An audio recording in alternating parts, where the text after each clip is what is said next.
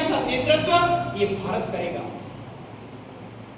भारत करेगा यानी क्या है? भारत दुनिया पर शासन नहीं करेगा। हम लोग कभी भी तलवार लेकर नहीं गए, हमने हत्या ही नहीं की। दुनिया के अंदर आज जो सेवा के नाम पर प्रचार कर रहे हैं, करोड़ों लोगों का जिनोसाइड किया हम लोगों ने, मूल निवासियों को खत्म करने का काम किया। आज वास्तव में आवश्यकता है ये हमारे सेमेटिक रिलीजन और भारतीय धर्म, ये इसमें कितना फर्क है। भारतीय मत पंथ संप्रदाय और बाहर की दुनिया के रिलीजन थोड़ा समझने की आवश्यकता है। हम सब लोग थोड़ा अध्ययन करेंगे तो पता लगेगा कि ये जो भारत का विचार है वो सर्वसमावेशी है। दुनिया के अंदर यहूदियों को मारा, पर्सिया से पारसियों को मारा, शरण किसने दी भाई? एकमात्र हिंदुस्तान था। महाराजा शिवी ने उस कबूतर को शरण दी बात से रक्षा के लिए, अपना शरीर दे दिया। वहां से लेकर तिल टूडे तक अन्नाम स्वामी करके वो गाना बोलता गीत पाकिस्तान, उसको भी शरण दी अपने भाई। सबको शरण देने का काम भारत ने किया, हमने विरोध नहीं किया। हम सब जानते हैं दुनिया के अंदर गैलीलियो एक वैज्ञानिक हो गया, उसने कहा पृथ्वी गोल है, मर गया वो, जड़ में डाल दिया उसको। उन्होंने कहा भाई भी मैंने कहा पृथ्वी चपटी है, तुमने गोल कैसे कह दिया? भारत के अंदर हमेशा विचारों की स्वतंत्रता रही, बोलने का अधिकार है।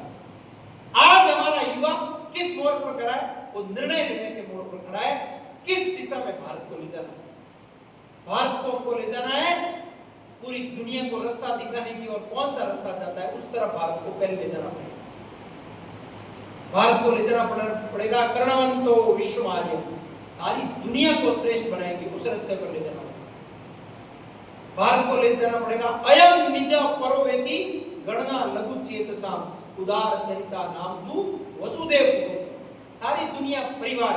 ये आज ग्लोबलाइजेशन की बात करते हैं, हम लोग तो पहले से कह रहे हैं वसुदेव कुटुंबकम। हम धरती को मां कहते हैं, प्रकृति को देवता मानते हैं, तुलसी को मां मान रहे हैं। हमको सिखा रहे हैं कि दुनिया ग्लोबल वार्मिंग से परेशान है, हमको सिखा रहे हैं। हमारे यहाँ तो खेजड़ी के लिए बलिदान हो जाते हैं भाई, खेजड़ी कटनी नहीं चाहिए। प्रकृति पूजक ये हिंदू समाज पूरी दुनिया को सिखा सकता है कि हम बचेंगे कैसे। ऐसा समाज, ऐसी दिशा हमारे युवाओं के द्वारा होनी चाहिए। ठीक है, भारत के अंदर छोटी मोटी घटनाएं होती रहती है, चिंता मत करो। जंतर मंतर पर घटनाएं होगी, वहां की गाली गलौज को देखकर, वहां के व्यवहार को देखकर हम लोग बड़े निराश हैं। ऐसा आवश्यकता नहीं। भारत की बहुत लंबी यात्रा रही है। जब इतने औरंगजेब के अत्याचार हुए, विधर्मियों ने अत्याचार किए, तब भी हम खत्म नहीं हुए। क्यों नहीं हम गुरु साहब को याद करते?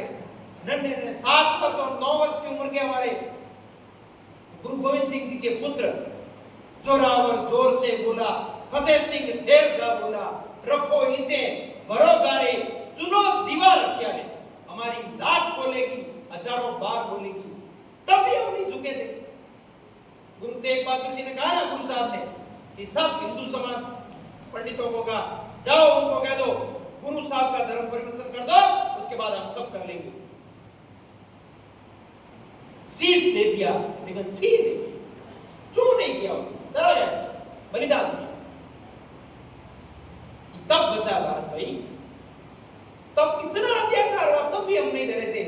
अब कैसे डर सकते हैं? कैसे निराश हो सकते हैं? एक सकारात्मक दिशा में सोचने वाला युवा आज का युवा है। थोड़ा सा समझे, समाज के लिए कुछ करें। मेरा कंट्रीब्यूशन क्या है? छोटी छोटी बातों से शुरुआत करो।